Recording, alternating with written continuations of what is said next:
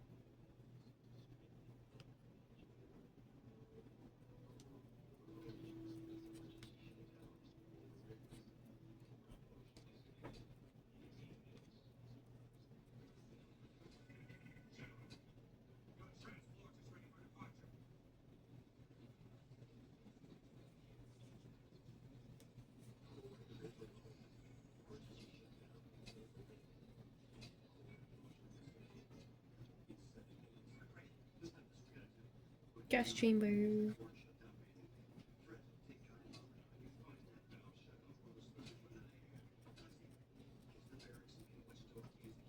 Tear gas.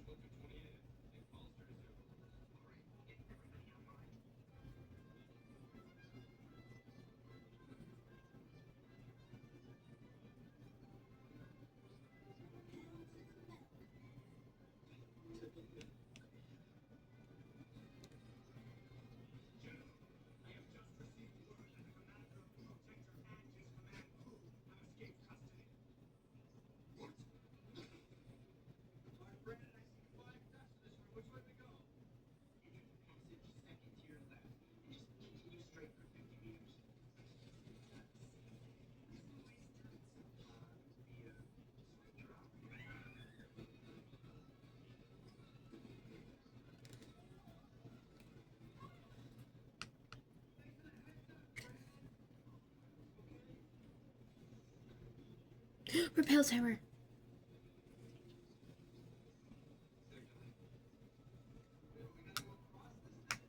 Better reload my arse earbud.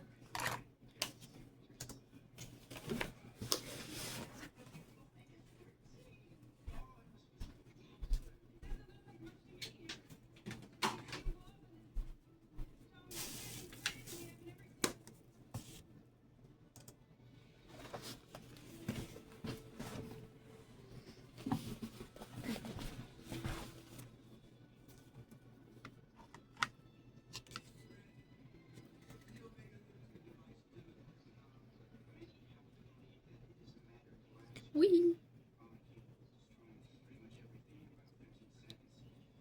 Australian descent. I think that's Australian descent.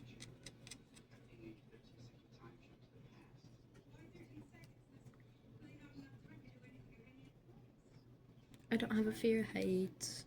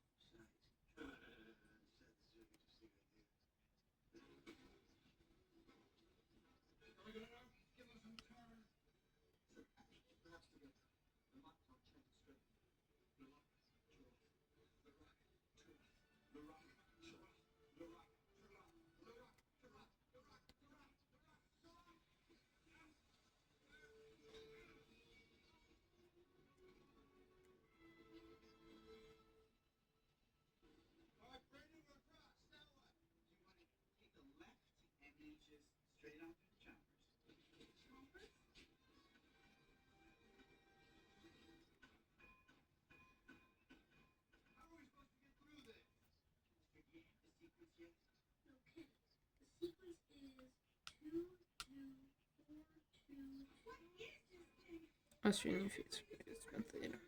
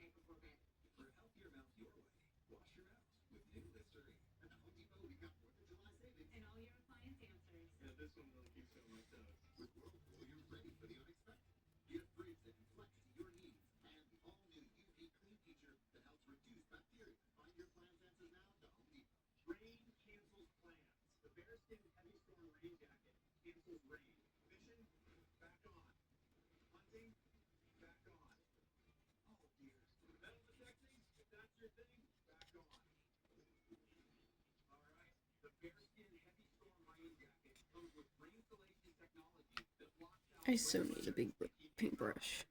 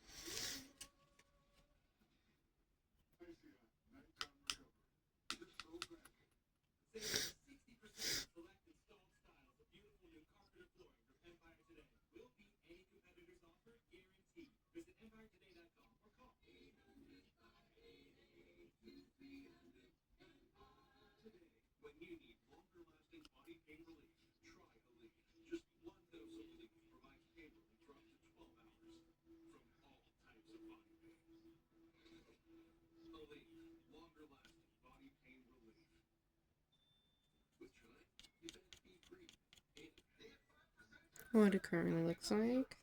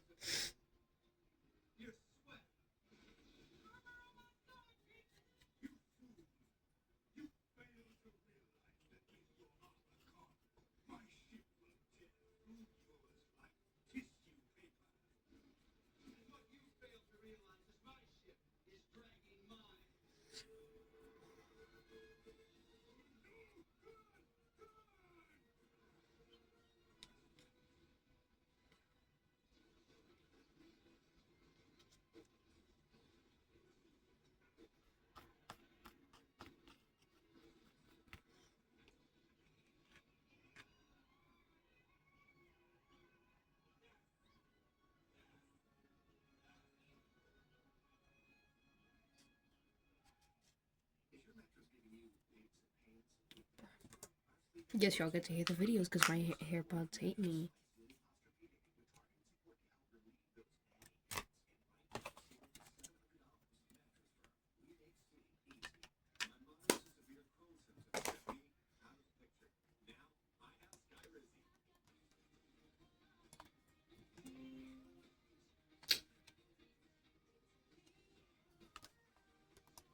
Through changes from maiden name, etc.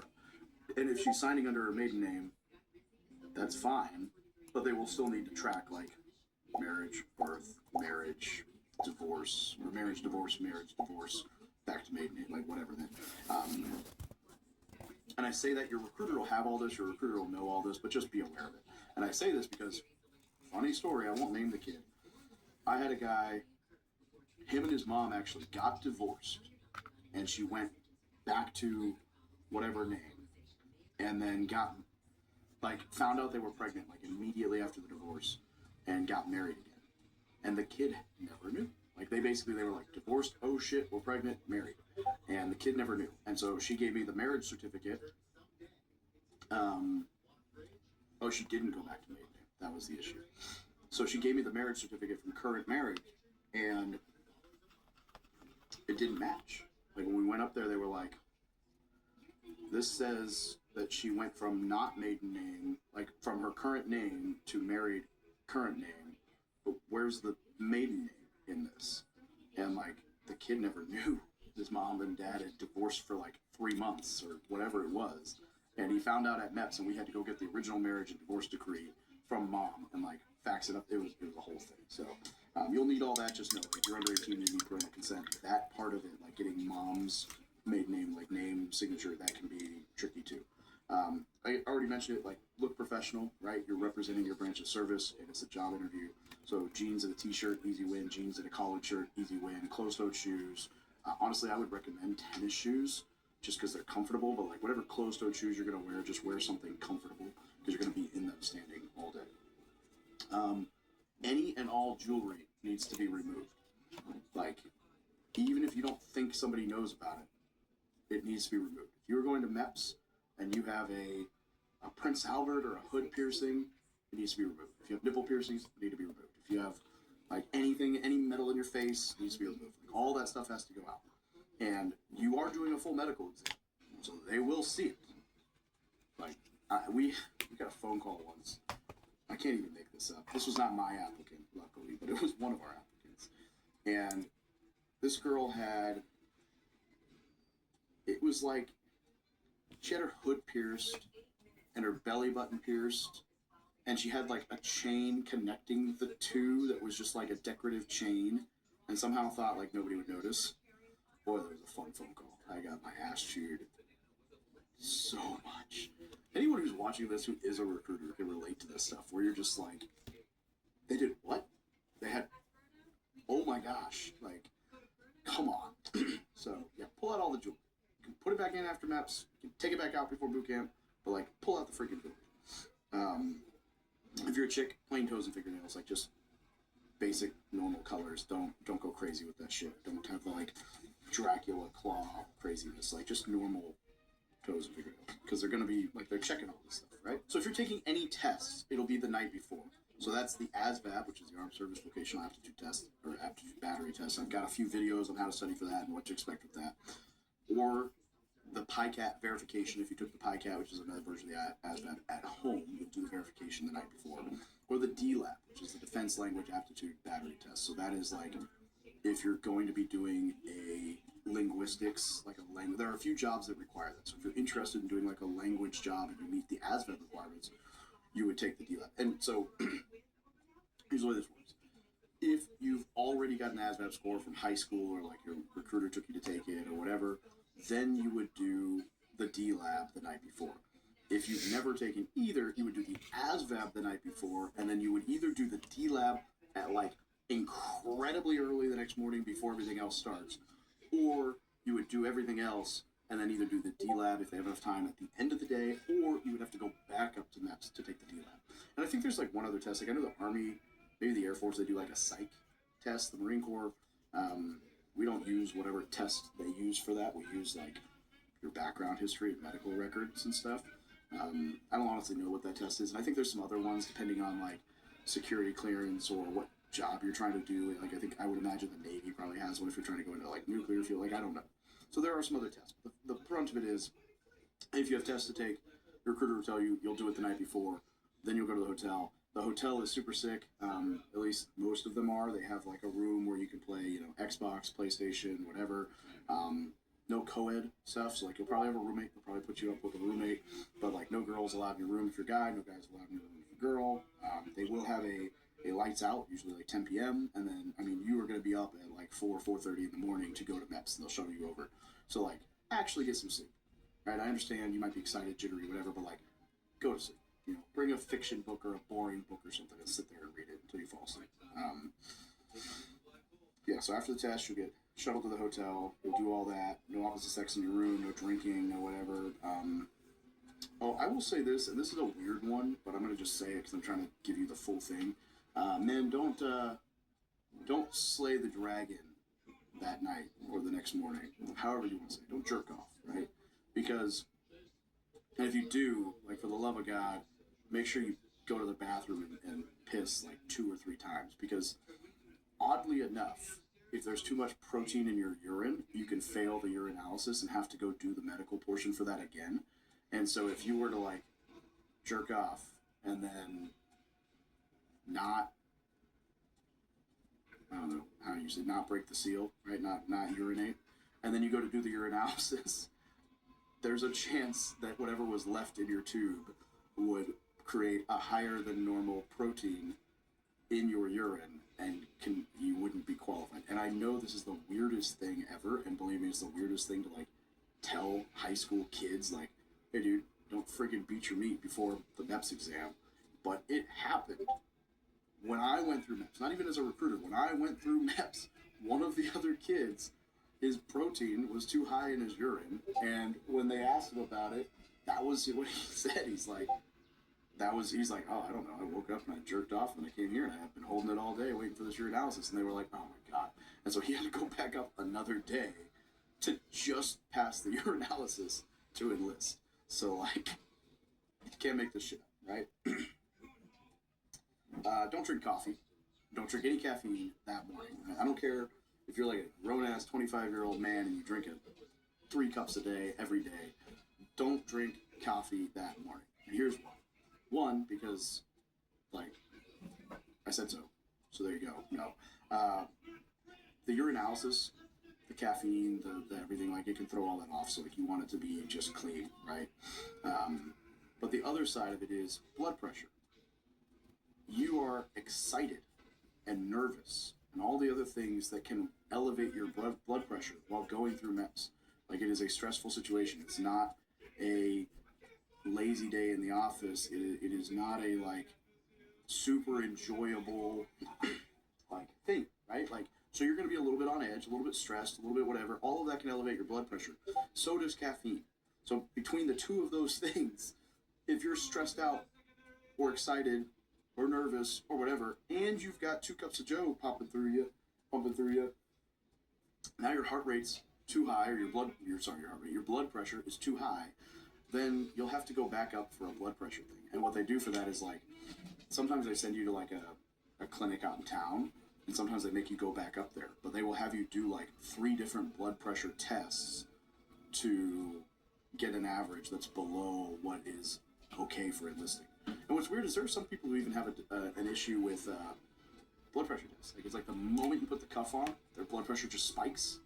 And they get like, I don't know if it's nervous or what, but that happens. So like, we had a dude that we had to like, no shit, we had to like take him out to this clinic, and like we went with him as recruiters. We were like, okay, breathe, calm down, like close your eyes. There's nothing going on here. This is just me. Like, we're just holding your hand. Like, nobody's wrapping this thing around. Like, it was a whole weird thing. So like, people get weird around that, just like they get weird around needles. You never know. Okay, if you have done any kind of drug that could be in your system, tell your recruiter. Specifically marijuana. If you've smoked pot within the last 45 days, tell your recruiter. Here's why. Now, I know weed is normally out of your system in 30 days. Got it. If you've smoked within 45, just play it safe. Tell your recruiter, go back up another day. Because if I cancel you going to MEPS and I say, hey, you know, and when we gave your analysis like a pre-test, like piss test, marijuana, like screening, drug test, urinalysis, the morning we sent people on the shuttle. They had to do that test and clear in my office before they could get on the shuttle. But even then, you could still fail the one at the office because it's more, they do like a real test, not just a little piss in a cup test. So be honest with your recruiter, and here's why. If you've smoked marijuana before, that is not a disqualifier for the military. Now, depending on how many times you've smoked, it could be a waiver. We'll dig into that at the end of this video. But it's not a disqualifier for the military.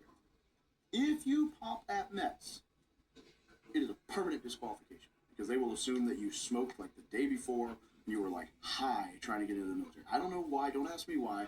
If you fail the piss test, the drug test at MEPS, permanently disqualified, nothing any branch of service can do for you. There is no waiver for that. Maybe if like World War III draft popped, you know, okay. But current military standards, done. Sorry. See you later. Have a great life. Goodbye. High five. No. Don't pass go. Don't collect $200. So, not worth the risk. If you're even close, just tell your recruiter, and they'll be like, oh, okay, fine. We can go next week or 2 weeks. Like, what day do we need? Cool, you'll go up on that date. We get it. We see it all the time. So be honest about that shit. And I will say, secondhand smoke is not a thing. Like, if you were around somebody who was smoking and you didn't freaking smoke, you're fine. But just play it safe, right? And just have an open conversation about that with your recruiter. Now, I will say, there are certain drugs that are just permanent disqualifiers, right? Like heroin, meth, coke. I don't know if that list has changed, but like, do your own research. And if you've tried something that is on the like PDQ list, I'm not going to tell you to lie to your recruiter, so I'm just going to move on and hope that you understood the intent behind my pause there. All right, look. At MEPS, these are some of the things you're going to go through, right? Needles, you're going to get poked, like you're going to do blood tests. So if you are the type that like dies with needles, whatever, like, I don't know, look away. I don't know what to tell you. I'm not that guy. So like, just breathe, look the other way, hope you don't pass out and die, like we'll make fun of you. No, not really. Audiology, you're going to do audiogram. So that is, they're going to put you in like a soundproof booth.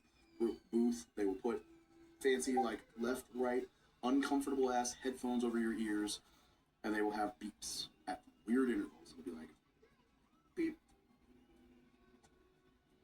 beep, and then you click the button if you heard the beep. So it's like beep, click, and then it'll change to like, it'll be like beep, click, beep, click, beep, click, beep. And then it gets to a point where you're like, did I hear that? And if you think you heard something, click it, right? Like, but if you don't know for sure, like if you're just like, no, there was nothing there, like, that's okay. It is testing. It gets at every different frequency in the normal range of hearing, it starts and goes lower or quieter until you can't hear it anymore. And then it'll like come back up one or two until you click it again, and then it'll go back. So it's trying to find like where you actually, like your baseline is. And so just click. If you think you heard something, click. If you think you heard something, click. If you think you heard something, click. It will tell you if you're like just guessing, because it'll literally come over the headphones and be like, do not click if you don't hear anything. Yes, I know that from experience, because after getting blown up in Afghanistan, this ear doesn't function very well. I actually have a hearing aid I'm supposed to wear, and so I have on multiple occasions now failed that test. And like I'm at the point where my last 2 audiograms in the military, because it was an annual requirement, I was allowed to wear my hearing aid in the test to try to pass, and that made a difference, right? But so that's what the audiogram is. Vision, they're going to do like your regular, like the chart with the letters that you have to read as they get smaller on the way down. Then they'll do color, which is like if you ever seen those like circles with like a bunch of different colored dots, and then there's a number in it, and you have to pick out the number, and that tests like whether or not your eyes can see the difference in colors because they're close enough.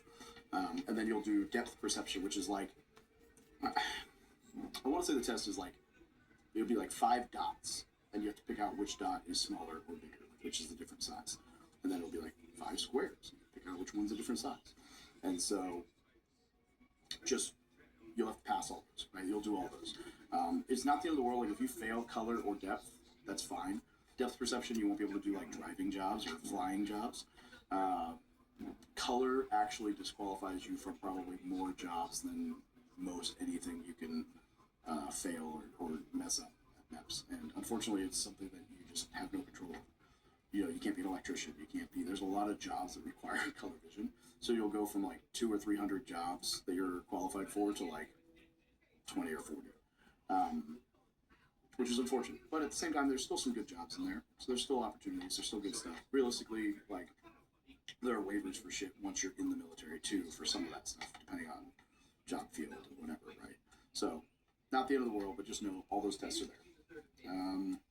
Urinalysis, fair warning, you are going to be watched like a hawk. Like somebody's going to be like staring at your junk. It's like, I don't think it's as bad at MEPS as it is at boot camp. Like at boot camp, they're straight up like, when you see the tip of your dick, I need to watch the pee leave your body. Like that's what the Marine Corps order is on your house. It's like, no, we gotta watch the stream move, so we know you don't have some fake rubber dick or somebody else's piss trying to pass this test.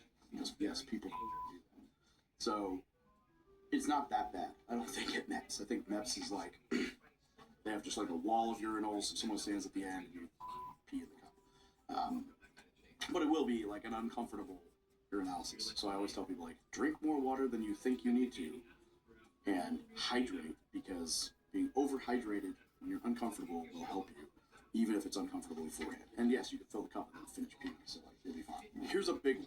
they're going to go through the 2807, which is like the form you submit where you're like, yes, I've had this, no, I've not. Like, nope, nope, nope, nope, nope, nope, nope. And then you're like, yes, I had stitches, and then on the back you write, you know, I had stitches in my thigh because of this, and it healed fully, and I had no further complications or whatever. And so they're going to go through that, really, and they're going to be like, sure, there's nothing else. They're going to try to scare the living hell out of you to admit something that's not on there. They don't have a mechanism. Like, if you never went to the doctor for things, and it was never documented anywhere by anyone, it doesn't exist. So let's say you thought you dislocated your finger when you were like 10 years old, and your mom was like a nurse, and she's like, your finger's good, and you never went to the doctor. You may have actually dislocated your finger. It may be legit. It might have happened. You might have even broken your finger, and your mom just had a splint, and she just did the thing, and you were totally fine. I don't know. That shit used to happen. If you never went to the doctor, there's no record of it in existence. Just keep your mouth shut. And I'm not telling you to lie to your recruiters and to MEPS and to everyone else, but there's no record. So if you bring that thing up, then they're going to require records to validate this thing, which means you're going to have to go get some exam on your finger to prove that it's okay, because there was no record of the injury and therefore no record of it healing. And you're saying, hey, my finger dislocated. And they're like, great, did it heal? And you're like, yeah. And they're like, how do we know that? And you're like, and they're like, no, not good enough. We need documents. And so, like, one of the things you have to remember here, I'm sure not all MEPs are this bad, but we used to tell our applicants, look, do you know what they call the student who got the lowest, like, graduated the bottom of his class in medical school, like, barely got by, bottom of his class? They call him a doctor, and that's who's working at MEPS. So, not all MEPs are this bad, but these are not generally the highest paid doctors, and so they're generally not,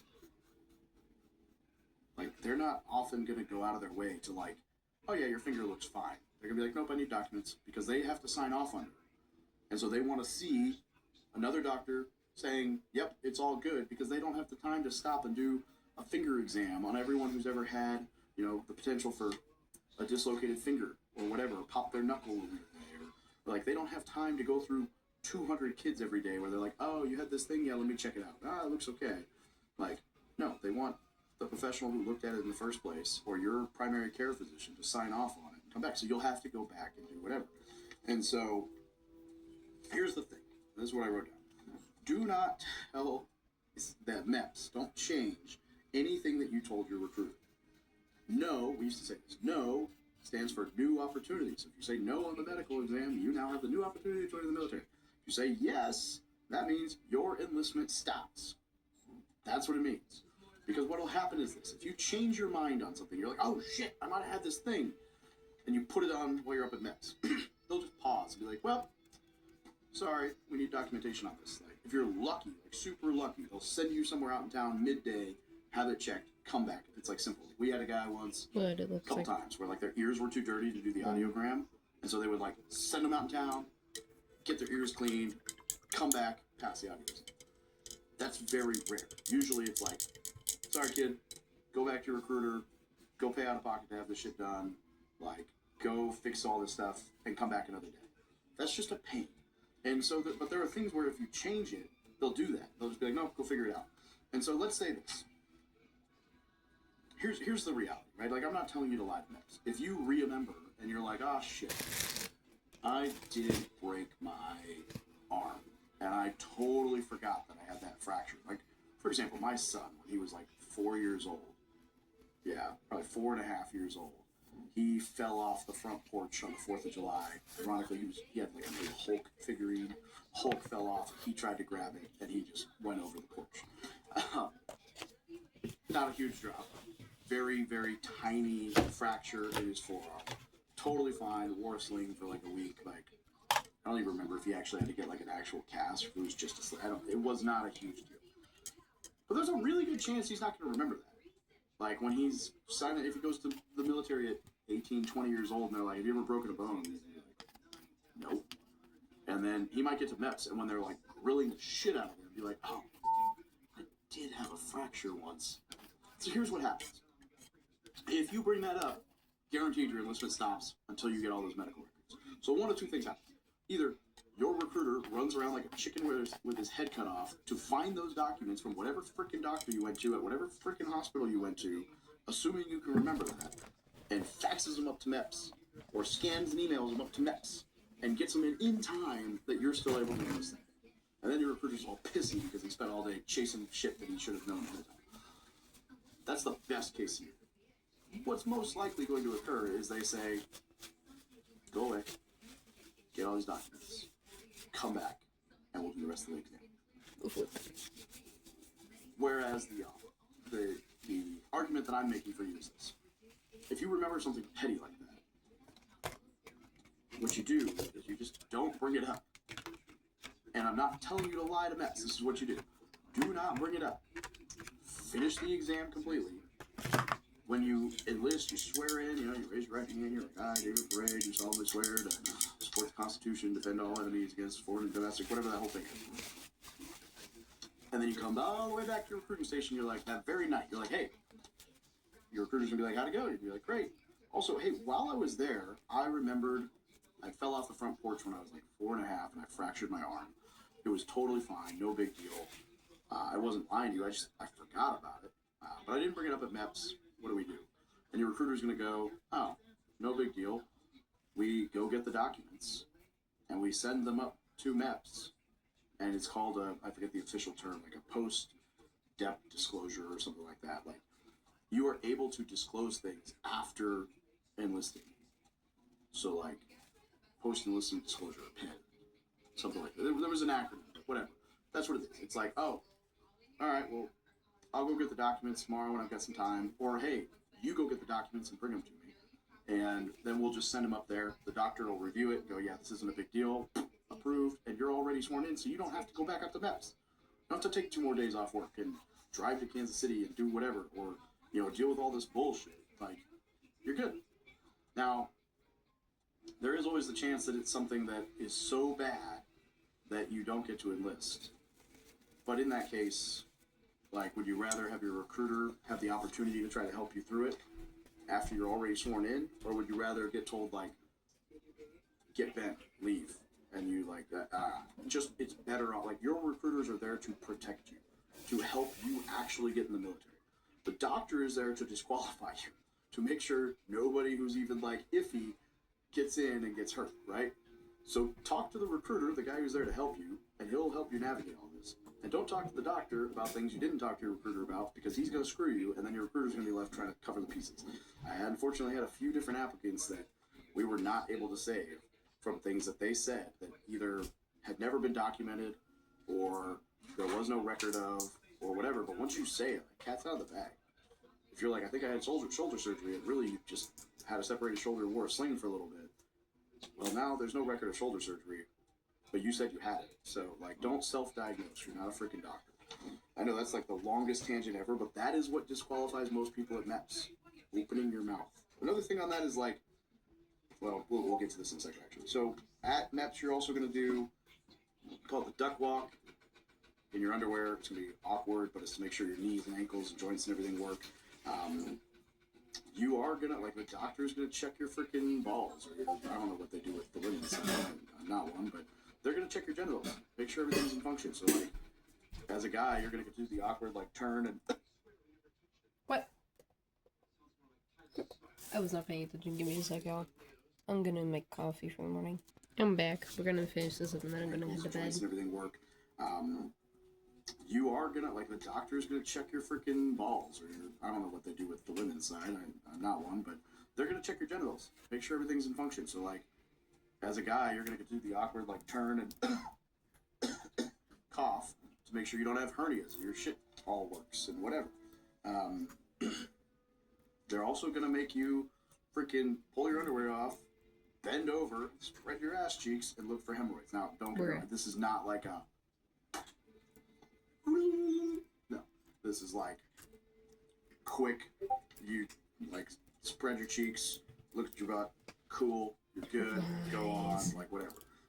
If you're at MEPS and somebody starts playing with your bunghole, you should probably bring that up to one of the MEPS liaison recruiter guys, because that's some serious, unnecessary sexual assault stuff going on. All right, they're going to do legal and background screening, verification, fingerprints. You're going to fingerprint, you're going to run it through a database. This usually comes back like a week or two later to say you're good. So if you had something legal, bring it up. Even if it was like dismissed or dismissed nolle prosequi or whatever that is, or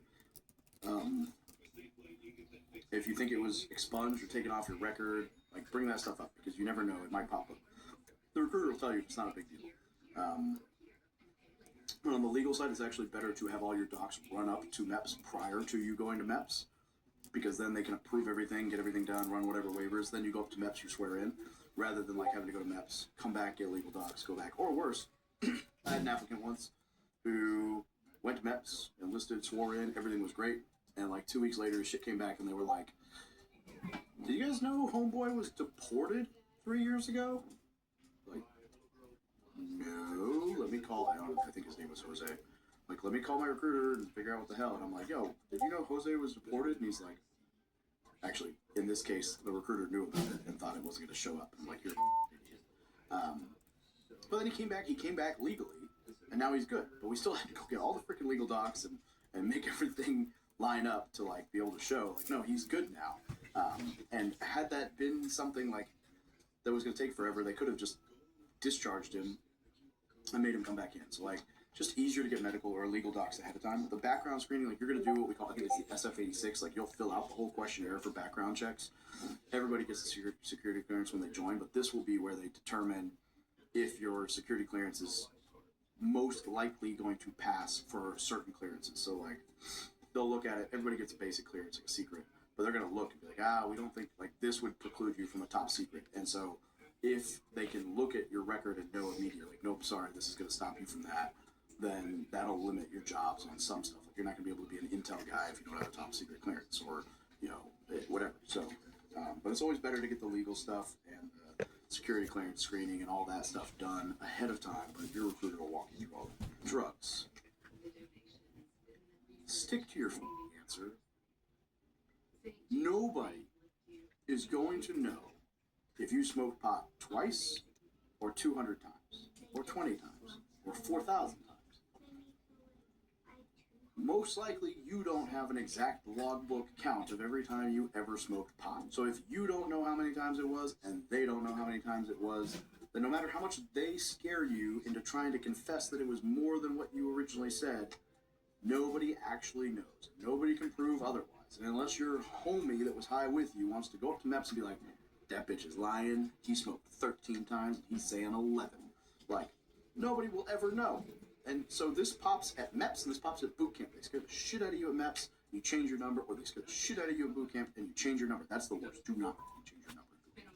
That'll, like, you might get kicked out of boot camp. I'll look like shit. You'll look like shit. Everybody will look like shit. We can't protect you at boot camp. At MEPS, it's different waiver levels. I don't remember the exact numbers, but like under 10 or under 5 was a certain, no waiver really required. Then under 50 was a waiver. Then under 100 was a waiver. Then under 200 was a waiver. And then like over that it was like a CG waiver. Like, and so they just become more complicated and more like information they're going to want to like at some level for those waivers. They want like character references from like your employer, your football coach, your like non-family people who know you and will vouch like you're not a human, like you're not a piece of trash. You're a decent freaking human being. And so just pick a normal number and stick to it. You're like, yep, I smoked pot 7 times. The reality is that number is probably not accurate. But if you don't remember the accurate number, then no matter what number you tell your recruiter, you're lying. So if you're lying unintentionally because you don't remember, pick a number with a lower waiver. Now don't say you've never smoked pot if you have. That's just setting yourself up for failure, and nobody gives a fuck if you smoke pot. But just pick a number like, I don't know, single digits are great. Low double digits are also okay. If you get into the triple digits, I'd say maybe reconsider your number because you don't remember. But if you're going to misremember, like misremembering a lower number is better than misremembering a higher number. I'm I'm going to just leave it there. And again, some of these other drugs, talk to your recruiter. Well, do your own research online. Just know some of these drugs can be permanent disqualifiers. So do your own homework. And know that if it's not in your system, nobody ever knows about it either. It's funny, too, when you think about it. Like, potheads are usually, like I say, potheads, right? But, like, people usually don't want others to know about their drug usage. Like, that's not usually something people are, like, in high school, they're like, yeah, dude, look at all these drugs I'm doing, like, in front of your teachers or your principal or your parents. Like, usually it's, like, something you keep to yourself and your friends. Like, even if you're a big party guy, you're usually not, like, advertising, like, check out how much pot I did, you know, in, like, public settings. And then for some reason you go up to MEPS and you're like, oh my god, I gotta tell. Like, no, just treat it the same way. MEPS is your parents. They don't want to know. Okay. And then finally, job selection, right? So, like, every branch does this differently, so I'm not going to harp on it too much. The Marine Corps, we send up 3 job codes. We do codes, so, like, logistics is a code that has a bunch of different jobs. We have infantry. We have, like, here's the thing. I can't say you're going to be a machine gunner. I can say you're going to be infantry. And then once you get to the infantry, like the School of Infantry, they will pick what section you go into, a lot of times based on your physical capabilities. Like, you are not going to be a machine gunner if you're 120 pounds and can't carry, 80-pound 50 caliber machine gun or 120 pound Mark 19 or whatever they weigh. That's just not going to happen because they're not going to put you carrying a weapon system that weighs almost as much as you do, because it's going to put everybody in the platoon at a detriment of your capability. So what I always tell people is, like, go to infantry school, you find the 2 or 3 MOSs that you really like, and you get to know those instructors because it's kind of a draft. And you're like, I really want to be a machine gunner. Go talk to machine gunner guys, and also work out, lift weights, be strong, put out, and then they will, and I don't mean sexually put out, get your mind out of the No gutters, barracks bunnies. and, like, put in some effort, and then they'll be more likely to pick you when it comes time for that.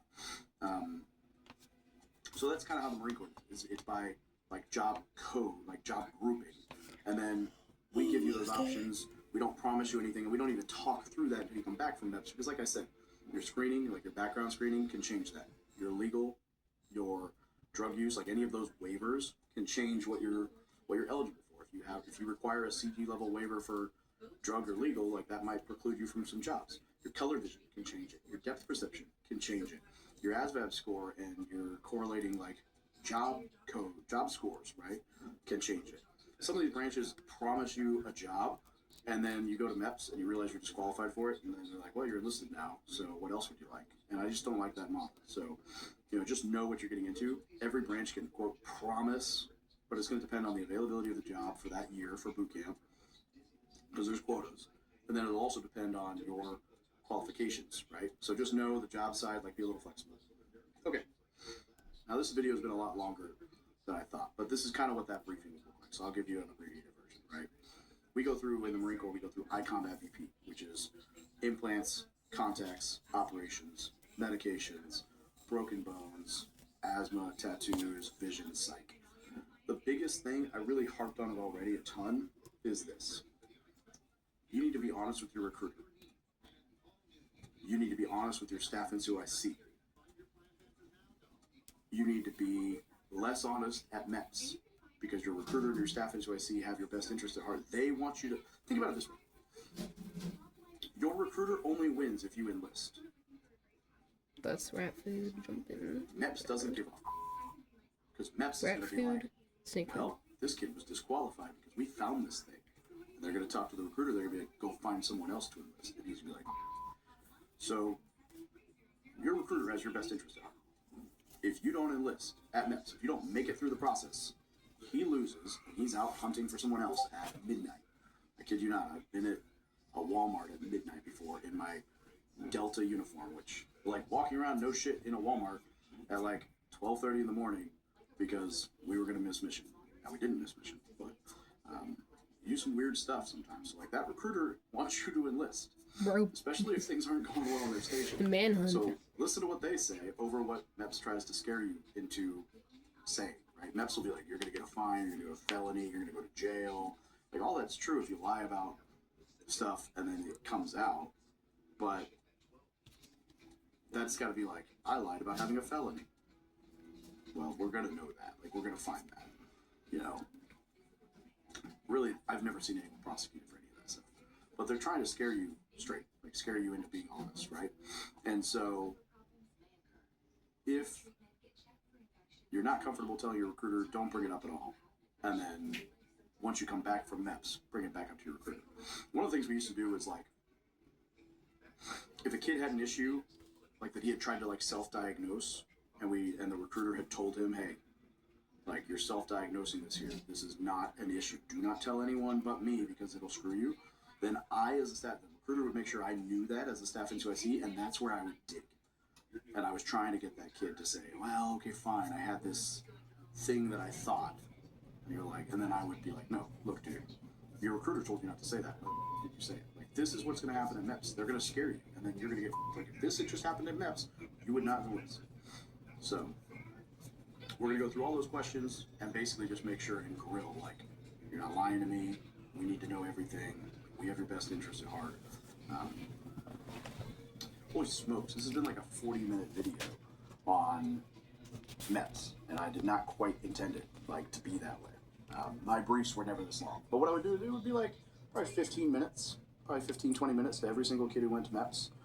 And we really did grill the hell out. And that's how we were Station of the Year, because we knew what docs needed to go up ahead of time. And our kids knew when they went to MEPS, and think of something, come back, and we'll help you fix it. And so we had a very successful MEPS completion rate. And it was very rare that something popped that we weren't tracking on. And that made our life easier because we had more complete stuff. I mean, sometimes we had to run waivers ahead of time. We had to get more docs ahead of time. It was more work on the front end, but it made for a successful process, and it made for you going to MEPS once instead of going to MEPS 2, 3, 4 times. And that's, you know, that's how we all win. So, I hope that this has been valuable to you, and I want to end with this. If you're watching this and you're joining the military, I'm going to grab it right now. Go download a free copy of my book.